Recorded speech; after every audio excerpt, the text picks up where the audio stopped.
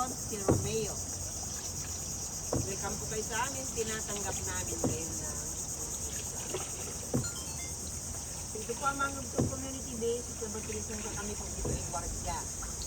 At nagbibigay kami ng tamang informasyon tungkol sa benepisyo na makuha sa kabakawan.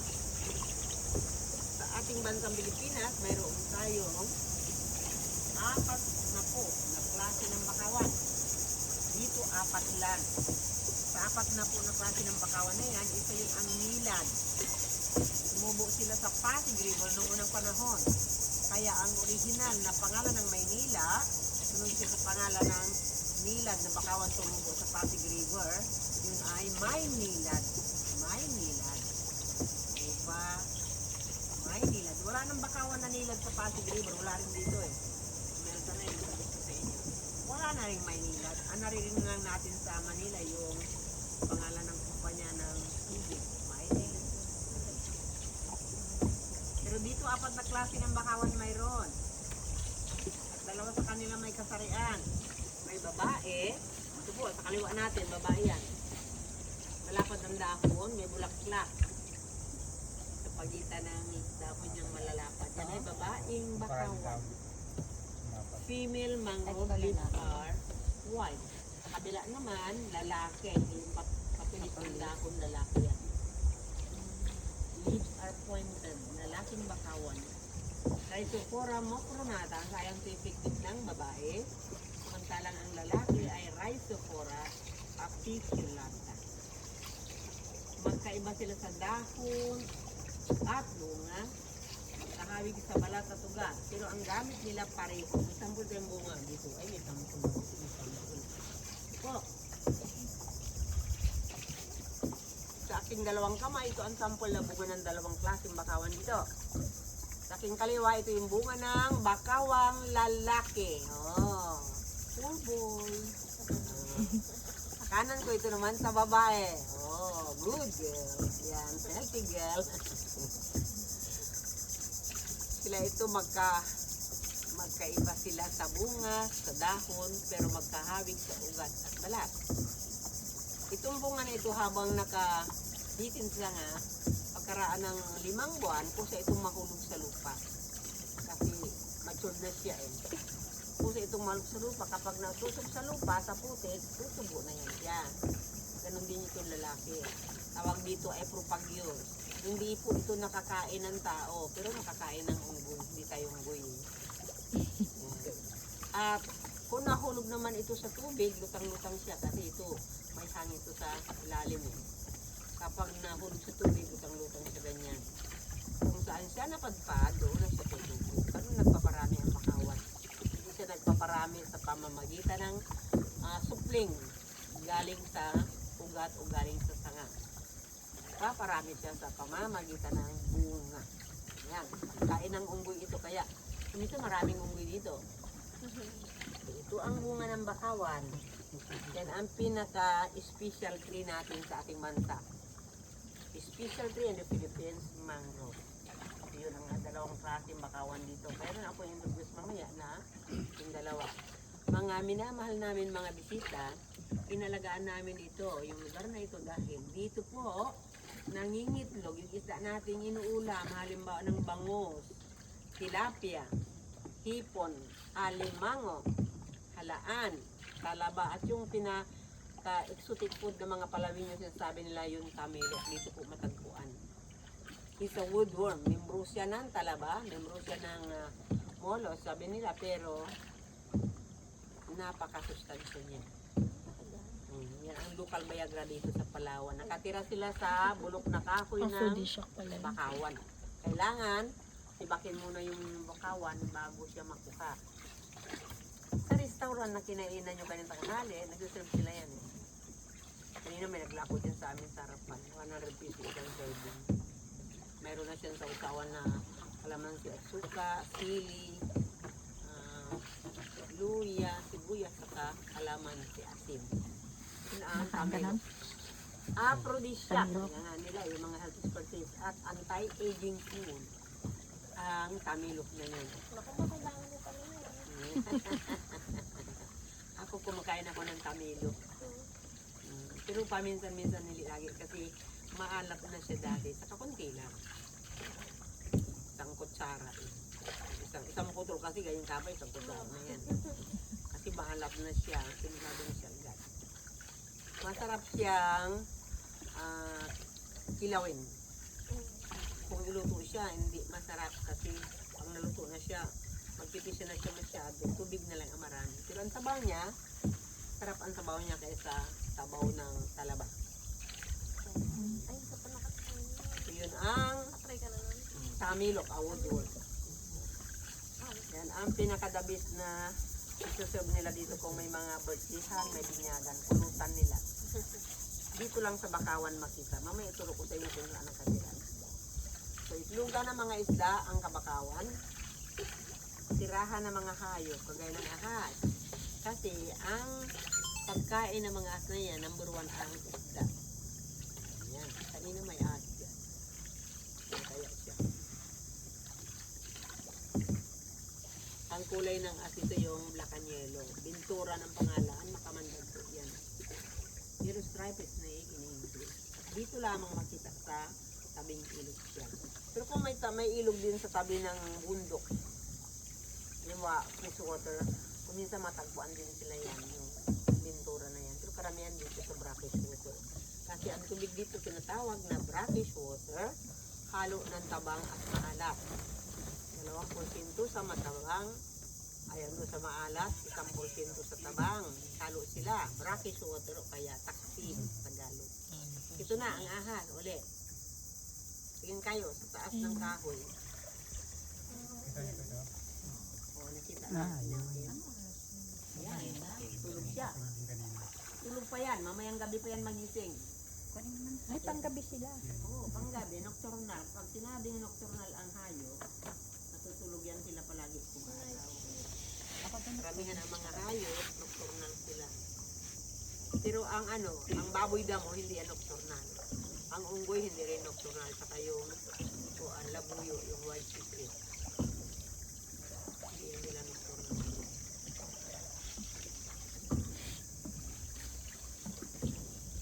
Dito na po tayo. Itlugan ng mga isda ang kabakawan. Bawal mangisda. Ang itlugang isda dito, January hanggang June. Summertime sa ating bansa. Sa 80% ng isda sa karagatan, kagaya ng bangos, papasok sa kabakawan, mangitlog. At tapos sila mangitlog, uwi na sa karagatan. Yung mga tao sa komunidad, pwede sila manghuli doon sa labas. Pero dito, bawal mangitlog. Yung anak naman nila maiwan dito kasi ang pagkain, walang iba, na bulok na dahon at balat ng bakawan. Simple lang. Itlugan ng mga isda ang kabakawan, ito ay number 1 na beneficio na makuha sa kabakawan. Number 2, tirahan ng mga hayop kagaya ng ahas. Dito ang pagkain nila eh. At pangatlo, na the best na beneficio makuha sa bakawan, sila ay pinaka-the best na protection sa kalamidad. Kaya ng bagyo, baha, landslide. At isa pa, dabi sila na absorber ng pollution sa hangin. Napakaganda raw sa mga tao na may sakit sa baga at puso. Ito mga kahoy na ito. Yan, ang kabakawan. Sa kaliwa natin, tingin kayo doon sa likod ng bundok. Yan ang pinakamatatandang bakawan na dito na lamang sila matatagpuan. Tinatawag natin century tree. 1 century, 100 years ang edad. Pero dito yung iba, sobra pa sa 100 years. Kaya natumba sila noong bagyong Odette. Dito sila. Hinahigit 100 taon. Ito. Ganda nila yan. Yung malalaki. Yung malalaki. Oh, yun yung ganyan si babaw ng tubig, mga yan, mga isda. Babaw yung water, these are fish. Yung iba bangos, yung iba bala. Ayan. Babos-babos sa tubig. Oh, marami dito. Yung atahak, sabi nila, yung parang maya-maya, yung lapu-lapu, malalaki. Wala makita sila yan kung gabi. High tide kung gabi. 4 minutes ang lalim ng tubig kung gabi. So, sa kaliwa ulit, pinakamatanda ang puno ng bakawan, 100 taon sa taas, ang edad nila. Di ba nung bagyo tubig, itong iba, yung sobra pa sa 100 taon. Pero yung bata pa na medyo nakatayo pa sila, wala ng dahon, wala ng tanga, pero nakatayo pa kasi matibay ang kahoy dito. Napakagandang gawin. Mueble, furniture. First class, ang furniture na yari sa bakawan, makula-kula yan. Hindi inaana, hindi binubukbok, hindi maalat. Yung tayo na yung sinisip-sip na yung maalat na tubig sa ilog. Yan. At yung mga kahoy na yan, yung iba wala ng dahon, wala ng tanga. Yung iba na, nag-iba na. Pero bawal po kunin. Pabulutin yan para pagkain ng lahat na nabubuhay sa ilog. Yan yung iba tayo mga dadaan. At magsilbing abono sa area.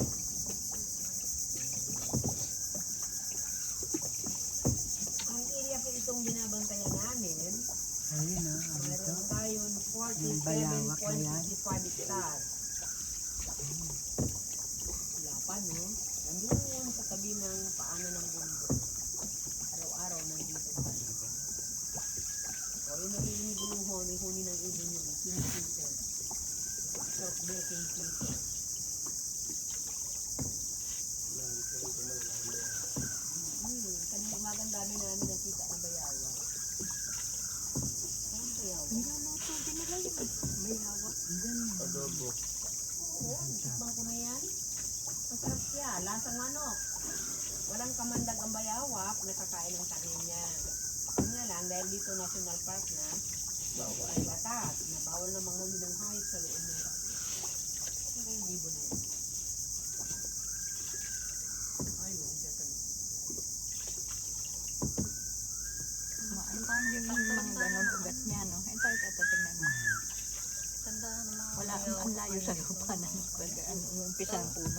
maraming halaan dyan, oh, kasi dito sila sa tabing Anong tagal ka mang halaan. bakawan? Lukan, marami dyan, lukan. Ganda na. Alimango, may facility sa galing ng puno na malaking bakawan. Nga lang, bawal mangupa. Yung alimango pala, tapos siya mangitlog, mamamatay na yan. Pipicture lang tayo pagka nakakita. Dito, hindi pa ako nakakita ng ano eh, ng bagong isa ng anak ng alimango. Kinakain din sila ng ibang hayop sa dagat. Hayop na ng bayawak. Buhaya wala. Ay, naku. Paganda yung talong ni Sir.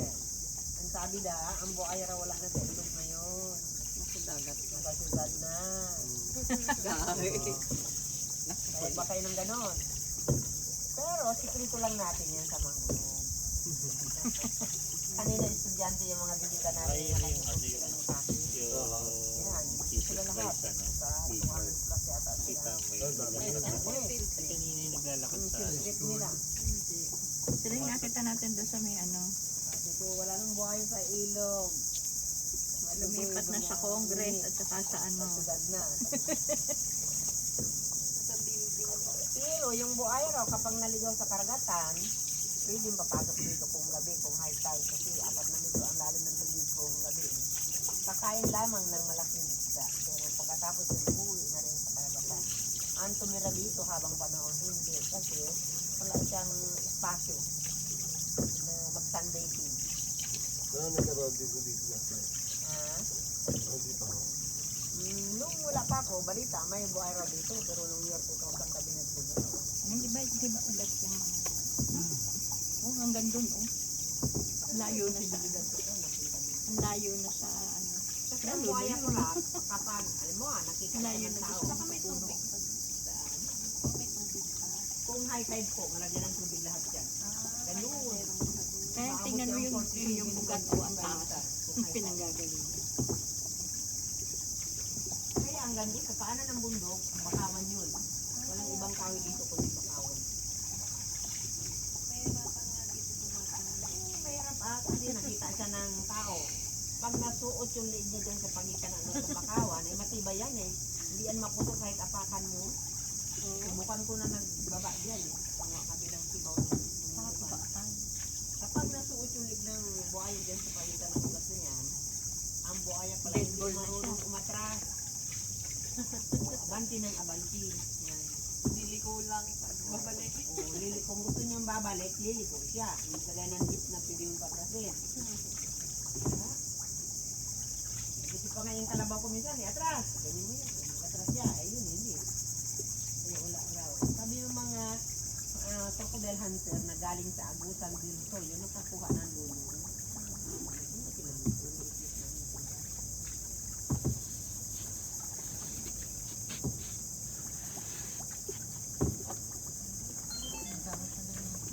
Walang bayaw. Kasi umaga, dahil bayaw kami na sa may ito.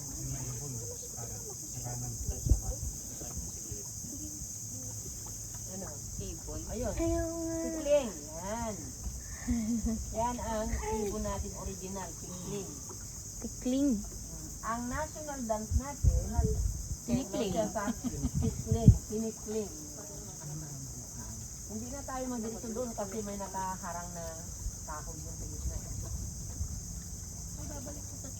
Babalik na tayo. Kung high tide, nakadirito tayo doon. Hindi rin Hapon tayo na- aatras. Liliko lang tayo. O, dito na tayo. Kasi doon may nakaharang na puno na nagsimba, hindi pa na naputol.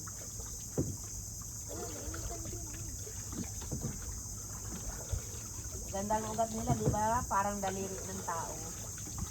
Nakahawak sa putik. Yung may slit para hindi sila protection sa kalamidad, lalo ng baha. Sa pangitan ng ugat na yan, sa ilalim ng putik, maraming halaan.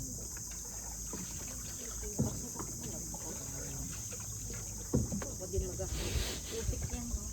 Oo, maraming halaan dyan. Kami dati nung wala pang batas yung party. Bawal bang luha dito, no? May pinito tayo na lang. Yung may batas na. Sabi ng iba, kung hindi rin nakita. Ito yan. Yan, nakatilang kami sa bulok na kahoy. Bakin nila yan. Yung mga maliliit naman kalaban na yan, anak pa yun ng dalaba. Kasi dito sa ilalim ng ilog na ito, malalaki ang kalaba. Parang suntok pa lalaki.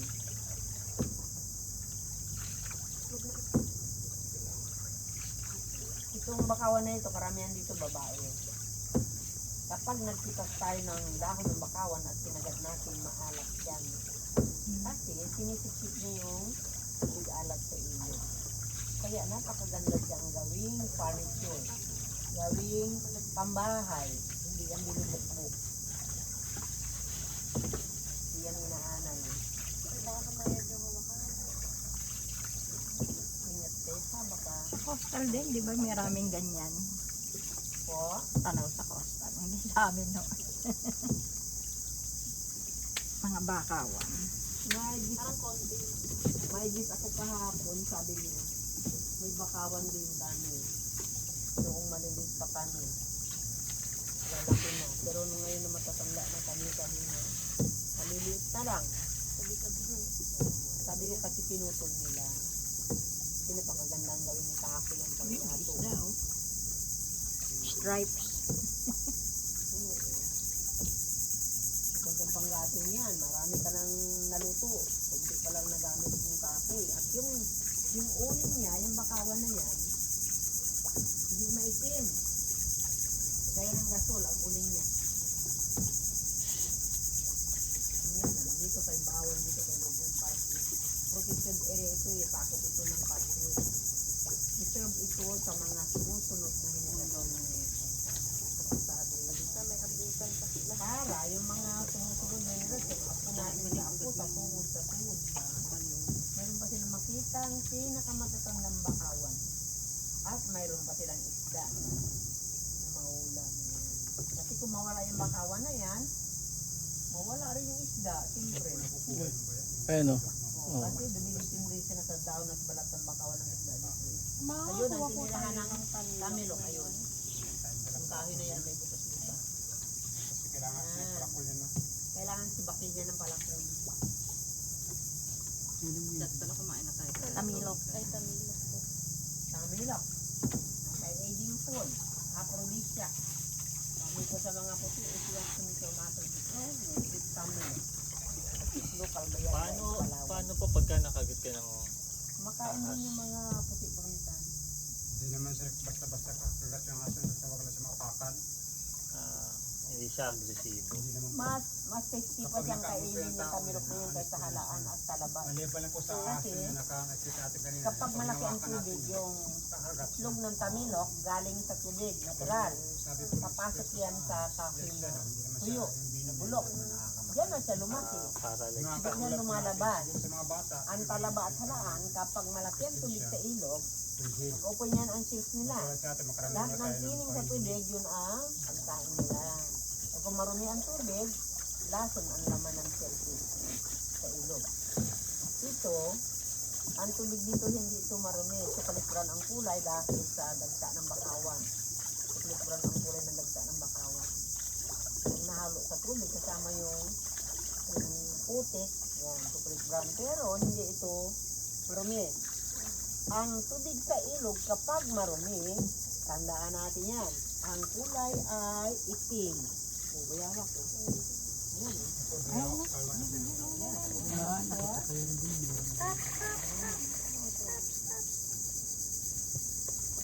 kanina, di ba natin bayawa ko? Pag umaga, marami siya. Ganda pa. Hindi siguro nga. Kasi nahawakan ko yan, sila unang kagat. Siguro kapag ilagay natin yung kamay natin sa bunganga, wala isang ngipin. Wala. Paano sila kumakain? Ditsulunok lang po yun sila ma. lunok lang. Parang koi fish pala yun. Para doon sa dragon, sa Komodo dragon. dragon. Lunok lang. Kahit yung python natin.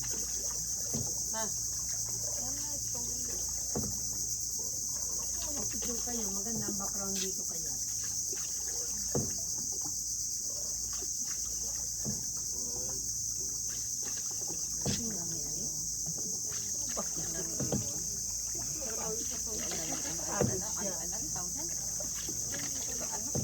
Oo, mabutin mo isama-sama rin. Isang taon na siya. Ano yung mga yan? Yung mga tinatanong? Mayroon kaming guest dito Kada ba? noon, galing Maynila. Cricket. Alam mo ba na yung bata, isang taon na. Kagabi yung tunog niya. Kaya natatakot sa tubig, natatakot pa na dahon. Saan yung Nandun firefly? siya lahat. Kapag mag-firefly watching Hindi siya ka. nagpapaba. Mahangin, nagpapaba siya. Ah. Sabi ko sa mag-asawa na po, madam. Dito, mayroon din dito mo. Sila madalang. Isang Marami pagmamahal sa ko sa kanya, nalimutan niya na yun. Kahit ng paligid. Ang layo ng isip niya sa mga karaniwang bata sa labas. 7 taon na, ganyan pa, wala pang alam sa mundo.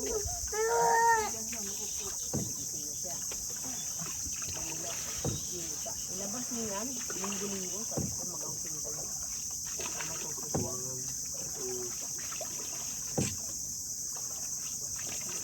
Yung bata, kapag hindi niya naman ang kapaligiran, talagang wala siya, alam yan. Hindi ko pala may labas yun kasi trabaho sila pa rin. Meron dito ko yung ano, naglalakad sa tubig. O pag minsan nag-cross po dito sa ilog yan. Ayun yung Jesus Christ, ano, Caesar ba yun? Yan parang tumatakbo. Suwagan. Hindi nagpupulping. Nagano? Ninja na? Ninja? Ano? May, ano, may, Ninja? Hindi ninja. Ano yan dito, babae. Kaya mo na. ano, Galan ninja. may ano. Mas marami ang lalaki. So there are all mangrove over Sa there. loob dominant, sa kalimutan at saka sa halaman, mas dominante ang lalaki kaysa hayop. Dominante. Yan ang paliwanag ng mga isang kahoy ng bakawan, busain ang pangalan niya. Busain sila lahat yan. Yung katas ng balat niya yan ay pangkulay ng damit. Yung kumpanya ng damit, binibili nila yung balat sa mga dakipundan. Bawa. Kanya, kukunin yung bakawan ganyan, balatan, ipabili nila yung balat sa kumpanya ng damit. Kumpanya ng damit, binibilad ito. Inaabo. Nilalagyan nila ng chemicals para magkaroon ng iba-ibang Pwede tayo magkano dyan. Yan. Hindi tayo pwede pumunta. Ito naman para sa mga tumitingin ng ibon. Bird watching. Una, sa pagtingin ng ibon, alas 6 ng umaga hanggang alas 8. Umaga naman. 100 meters po ang haba Ngayon po niya. stop po kami pababa ng mga tao kasi Punta sila dyan sa ubat dyan. Lupa ano naman. kawayan kasi mataas na po yung isang tao. Nakakaniman. Puro kong bato. Ito, marmol ito eh. Maraming hayop dyan. Bakit hindi na lang bakawan gamitin? Bawal kasi no. Bawal din. Sa loob ng bundok ng marmol na yan, iba-iba ang kuiba, hindi lang underground. Kaya po Maraming maraming hayop. gamit Kaya na- natin kawayan lang. malalaking sawa, cobra, tapos green viper, ganyan akong pare marami. Yung porcupine, yung anteater. Yung anteater yung mahaba, ang usok ng hayop. Kapag ginalaw mo, bibilog siya. Pwede mong pulutin, lagay mo sa ilalim ng bag mo. Hindi siya gagalaw. Pwede siya nakawin. Lobat mo din power bank na isa. Malapit na siya. Malapit na mag-ising. Sabi mo lobat mo. Hindi, yung ginamit mo na Microsoft.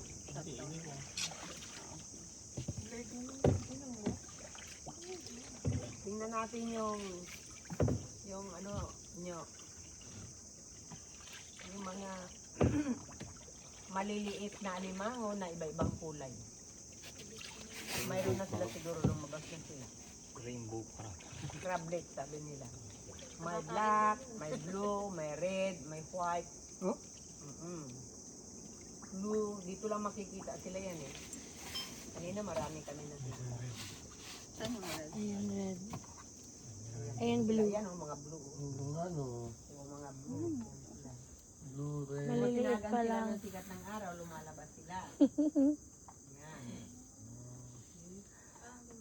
Hindi lang sila masyadong makalalaki kasi marami Bulak. kumakain sa kanila eh. Paborito sila ng ibon. Paborito sila ng ahas, saka ng bayawak. Unggoy pa, ta. Lagi silang maliliit. Pasok ko sa butas yan. Dito lang sila makita yan. Wala. Yung Wala. laki oh. Minsan may malaki parang daliri eh. Ayun o. Karamihan makita namin, mga dalawa. Hindi naman tatlo. po may ahas. Tapos, sunod na araw, wala na. Kinakain na ako. Kinakain din ng Ayun, isda pula. yan. Ng palos, ng Ayun. lapu-lapu Ayun. yan kinakain sila. Meron ulit. Kaya Ang hindi dami sila- pala nila dito, no? Hindi sila gasino makarami. Ay, ayun na nga ka pala. Ayun o. Yung kalawit. Ang dami nila. Hindi dito. Puro siya puro ganyan. Tutulog pa rin.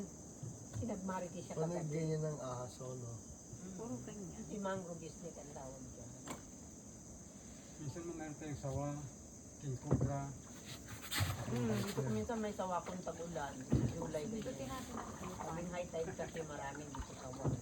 Ang sawa, kapag kasi laki na ng braso dito, nakaputo din sa sanga ganyan, sabako ang kapaligiran. Parang sa langsa. Amoy patay na hayop. Kasi hayop din ang pinakain nila. Nilulunok nila yan, ang buo. Pinupuluputan nila yan, tapos ano yan, nililingkit. Tinitiga mabuti para mabasag yung buto. Laway-lawayan nila yan. Kapag nabasag na lahat ang buto na ano na, maliliit lang yan, lunukin na nila ng buto. Tapos, tutulog na yan. Minsan mag-upad sila sa tubig. Yung bahay ng ano yan. Bahay ng ano. Bubuyo? Anay. Anay ba yun? Anay? Ang mga anay para Ba't nasa sa taas? ibon dito. Kasi maraming ibon. Woodpeckers, Ay, oo, kasi mapag-bahay sa baba kasi putik sa eh. taas naman parod saka simay. Palaki na ang tubig siguro. Palaki na ang tubig. Ito naman, bakawan rin ito. Tingnan natin. May bunga siya parang bayabas. Parang kaimito. Yan o, daw niya parang bayabas. Yan. Nabigi ang pangalan niya yan. Gusto ng kain ng Oh, tao. hindi po yan makain. Ano pang tawag? O, mapait. Tabigi mango. Nabigi. Tabigi. Ayun yung tinuturo ng foreigner sa akin kanina. Yung unggoy, Sa may restaurant. kain niya yan ang bunga. Kapag mura, Kinakain niya? nila. Star? Nila. Hindi ng tao. Kabigi. Yung tinuturo ng foreigner, ano daw yun? Mukha kasing buko eh. Akala niya buko. Akala ko nga buko dapat sasagot ko. Kasi sabi ko lang, nasa baba. Kapag magulang na yan, Sabi kayo, no? brown ang kulay. Pusang bubuka yung balat niya, magkalas yung buto sa ilalim. Kabigi. Lutang-lutang din, tapos kung saan ang pagpad, hindi siya magbubo. At yung hugis ng buto niya, parang ano, diamond. Hindi. Kabigi yan. Ano hindi? Iba yan. Ito gamit pa. Marami na nahulog dito mga gamit. Cellphone, camera, salamin, Kasi kung hindi baka drone. hindi. Ang marami nahulugan ng gamit dito yung kuan, mga Korean. Malalaki dahon ano. Kasi yung mga Hindi naman Korean, ganyan ang mga dalaw. house lang.